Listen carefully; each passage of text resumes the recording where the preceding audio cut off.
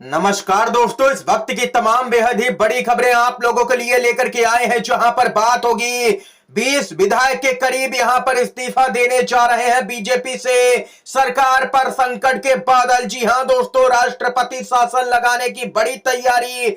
BJP में मचा हड़कंप। अमित शाह की सभी रैलियां रद्द हुई, दिल्ली रवाना। इसको लेकर के ताजा अपडेट है, जानेंगे। और वहीं खबर आ रही है महाराष्ट्र के चुनाव में पूर्व सीजीआई चंद्रचूड़ की पोल खुल चुकी है। जी हां दोस्तों, जबरदस्त खुलासा हुआ है। यह खुलासा आप लोगों के लिए जानना जरूरी है। खबरों में लगातार बने रहिएगा, एक एक करके तमाम ऐसी ही बड़ी खबरें विस्तार से जानेंगे, खबरों में पढ़ेंगे। दोस्तों, उससे पहले अगर आप लोग भी नेता विपक्ष राहुल गांधी और कांग्रेस पार्टी के समर्थन में खड़े हैं तो आप भी इस वीडियो को लाइक कीजिएगा दोस्तों, और कमेंट बॉक्स में #वी सपोर्ट राहुल गांधी जरूर ही कमेंट कीजिएगा। दोस्तों, जो खबर आ रही है बताते चलें। मणिपुर में हालात लगातार बेकाबू से नजर आ रहे हैं, और यहां पर खबर आ रही है कि कई मंत्रियों, विधायकों और यहां तक कि सीएम के घर तक पर जो है हमला हो रहा है।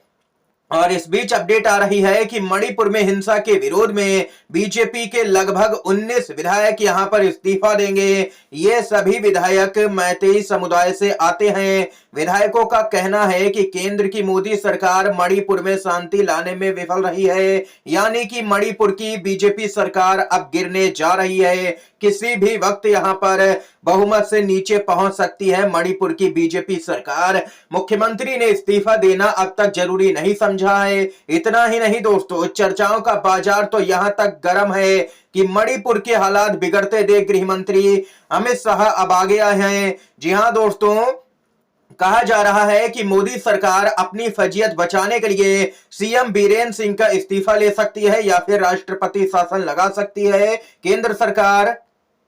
बताते चले कि पहले तो यहां पर अमित शाह ने महाराष्ट्र में अपनी 4 रैलियों को रद्द किया और नागपुर से तुरंत ही दिल्ली के लिए रवाना हुए। और वहीं पीएम मोदी तो विदेश में यहां पर हैं और उनका विदेश का दौरा है। शायद उनके पास में समय की कमी है जो वे यहां पर मणिपुर नहीं जा पाए अब तक। आप लोगों को दोस्तों बताते चले कि खबर आ रही है कि अब अमित शाह मीटिंग करेंगे मणिपुर के हालात को लेकर के, और कहा जा रहा है कि या तो बीरेन सिंह को सीएम पद से हटाया जा सकता है या फिर राज्य में राष्ट्रपति शासन लग सकता है। कुल मिलाकर के आप लोगों को बताते चले कि विधायकों, मंत्रियों और यहां तक कि सीएम आवास तक सुरक्षित नहीं है। राहुल गांधी लगातार मांग कर रहे हैं कि यहां पर शांति स्थापित की जाए। पीएम मोदी को मणिपुर जाना चाहिए, लेकिन पीएम मोदी मणिपुर जाते ही नहीं हैं। यह अपडेट आई है सामने निकल के। दोस्तों, मणिपुर में किसी भी वक्त बड़ा उलटफेर राजनीतिक तौर पर देखने को मिल सकता है। दोस्तों, विधायकों ने सीधे तौर पर ऐलान किया है कि हम इस्तीफा देंगे, जिसके बाद में अमित शाह ने मीटिंग बुला ली है। यह अपडेट आई है दोस्तों। इसके साथ ही आप लोगों की क्या कुछ राय है मणिपुर के हालात को लेकर के बताइएगा जरूर ही दोस्तों कमेंट बॉक्स में। इसके साथ ही अगली अपडेट की तरफ बढ़ते हैं। महाराष्ट्र में वोटिंग से पहले एक बार फिर से ईवीएम चर्चा में आ चुकी है। जी हां दोस्तों, 20 नवंबर को महाराष्ट्र में चुनाव होना है, और इस बीच यहां पर ईवीएम को लेकर के एमबीए ने कई तरह के जो हैं दिशा निर्देश जारी कर दिए हैं कि चुनाव के यानी कि मतदान के ठीक बाद ईवीएम पर 24 घंटे नजर रखनी है, क्योंकि 21, 22 और उसके बाद में 23 तारीख को यहां पर वोटों की गिनती शुरू होगी। यानी कि 23 की सुबह तक ईवीएम पर पूरी तरह से कड़ा पहरा लगाया जाएगा एमबीए के नेताओं की तरफ से। हरियाणा वाली गलती इस बार यहां पर इंडिया गठबंधन नहीं करने जा रहा है। भारत का ईवीएम पूरे विश्व में चर्चा का विषय बन गया है। अमेरिका जैसा सुपर पावर देश भी ईवीएम का इस्तेमाल नहीं करता है चुनावों में। एलन मस्क जैसे टेक्नोलॉजी के मास्टर भी बोल चुके हैं कि ईवीएम हैक हो सकती है, लेकिन मुख्य चुनाव आयुक्त हमारे देश के राजीव कुमार कहते हैं कि ईवीएम पूरी तरह से सुरक्षित है, और राजीव कुमार ईवीएम को संपूर्ण सुरक्षित कहेंगे भी, क्योंकि बड़े लाभ से बड़े पद पर लाभान्वित जो हुए हैं, Z+ सुरक्षा मिली हुई है, और क्या ही चाहिए।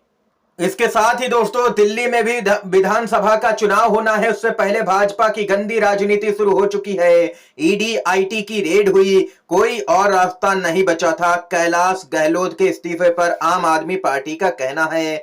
जी हां दोस्तों, दिल्ली सरकार में पावरफुल मंत्री रहे कैलाश गहलोत ने आज मंत्रिमंडल और आम आदमी पार्टी की प्राथमिक सदस्यता से इस्तीफा दे दिया है। बताते चलें, नचफगढ़ से विधायक कैलाश गहलोत परिवहन और गृह विभाग सहित कई अहम मंत्रालय संभाल रहे थे। दिल्ली की मुख्यमंत्री आतिशी ने कैलाश गहलोत का इस्तीफा मंजूर कर लिया है। आम आदमी पार्टी ने यहां पर साफ तौर पर कहा है कि गहलोत का इस्तीफा जो उन्होंने दिया है उसके पीछे ईडी और इनकम टैक्स की एजेंसियां हैं, सीधे तौर पर उसकी ही मजबूरी है। आम आदमी पार्टी के सूत्रों ने कहा है कि कैलाश गहलोत के खिलाफ में ईडी और इनकम टैक्स के कई मामले चल रहे थे और उन पर ईडी और इनकम टैक्स की कई रेड भी हो चुकी थी। इसके लिए यहां पर उनके पास में बीजेपी में जाने के सिवाय कोई विकल्प नहीं था। आम आदमी पार्टी ने कहा है कि बीजेपी का गंदा षड्यंत्र है। बीजेपी दिल्ली चुनाव ईडी और सीबीआई के बल पर जीतना चाहती है। बीजेपी ने अपनी हार पहले ही मान ली है दिल्ली के चुनाव में, ये यहां पर कहना है आम आदमी पार्टी का। यानी कि दोस्तों कुल मिलाकर के देख सकते हैं कि भाजपा अपने नेताओं के दम पर तो चुनाव लड़ नहीं सकती है। अगर नरेंद्र मोदी की इतनी ही लोकप्रियता है तो नरेंद्र मोदी की लोकप्रियता पर दिल्ली का चुनाव या बाकी चुनाव क्यों नहीं लड़ती है बीजेपी? बीजेपी को दूसरी पार्टी के नेताओं की आखिर क्यों जरूरत पड़ जाती है जो ईडी सीबीआई का डर दिखा करके दूसरी पार्टी के नेताओं में भाजपा में लाया जाता है? दोस्तों कुल मिलाकर के केंद्रीय एजेंसियों का खुलेआम दुरुपयोग हो रहा है। अगर आप लोग भी केंद्रीय एजेंसियों के दुरुपयोग के सख्त खिलाफ में खड़े हैं तो इस वीडियो को लाइक करके अपना महत्वपूर्ण समर्थन दर्ज करवाइएगा दोस्तों। इसके साथ ही डीवाई चंद्रचूड़ की मुश्किलें बढ़ चुकी हैं। जी हां दोस्तों, न्याय देने के बजाय बयानबाजी करते रहते थे सीजीआई चंद्रचूड़। पूर्व सीजीआई पर बिफर गए हैं उद्धव ठाकरे। जी हां दोस्तों, बताते चलें, शिवसेना यूबीटी के प्रमुख उद्धव ठाकरे ने हाल ही में रिटायर हुए मुख्य न्यायाधीश डीवाई चंद्रचूड़ पर गहरी निराशा व्यक्त की है। उन्होंने शिवसेना के विधायकों की अयोग्यता के मामले में अभी तक फैसला नहीं सुनाने को लेकर के निराशा व्यक्त की है। उद्धव ठाकरे ने साफ तौर पर कहा है कि हमें चंद्रचूड़ के पास से न्याय नहीं मिला है। उद्धव ठाकरे ने एक इंटरव्यू में कहा कि चंद्रचूड़ साहब न्याय देने के बजाय एक टिप्पणीकार बन गए हैं। अगर वह न्यायाधीश की जगह कानून के शिक्षक होते तो उन्हें शायद कहीं अधिक प्रसिद्धि मिलती। ये यहां पर जबरदस्त हमला उद्धव ठाकरे ने किया है दोस्तों पूर्व सीजीआई चंद्रचूड़ पर। बताते चले यहां पर दोस्तों कि चंद्रचूड़ के पास में यह मामला कई साल से पेंडिंग था, लेकिन फिर भी उद्धव ठाकरे को न्याय नहीं मिला। सीजीआई रहते हुए चंद्रचूड़ इस मामले का निपटारा नहीं कर पाए और अब तो विधानसभा का कार्यकाल भी पूरा हो गया। यानी कि कुल मिलाकर के कहा जाए तो अयोग्यता के मामले में बीजेपी और सिंधे गुट की ही एक तरह से जीत हुई है, क्योंकि उन्होंने 2.5 साल तक सरकार चला ली। जो सरकार चलनी ही नहीं थी। विधायक अयोग्य घोषित होने चाहिए थे, लेकिन विधायक अयोग्य घोषित नहीं हुए। कुल मिलाकर के कहा जाए तो यहां पर उद्धव ठाकरे को न्याय नहीं मिला है इस मामले में। दोस्तों आप लोगों की क्या कुछ राय है खबर को लेकर के बताइएगा जरूर ही। इसके साथ ही अगली अपडेट की तरफ चलते हैं। खबर आ रही है महाराष्ट्र से, जहां पर राजनीति के चाणक्य कहे जाने वाले शरद पवार के हेलीकॉप्टर और बैग की जांच की गई है अब चुनाव आयोग के अधिकारियों की तरफ से। जी हां दोस्तों, लगातार एक के बाद एक कई नेताओं के हेलीकॉप्टर की जांच की जा रही है। इसी क्रम में अब उद्धव ठाकरे, अमित शाह, राहुल गांधी और उसके बाद में देख सकते हैं कि अब यहां पर शरद पवार के हेलीकॉप्टर की जांच की गई है। शरद पवार यहां पर एक ही दिन में कई ताबड़तोड़ बैक टू बैक रैलियां करते हुए नजर आ रहे हैं। एमबीए का माहौल पूरी तरह से शरद पवार ने बनाया हुआ है राज्य के अंदर।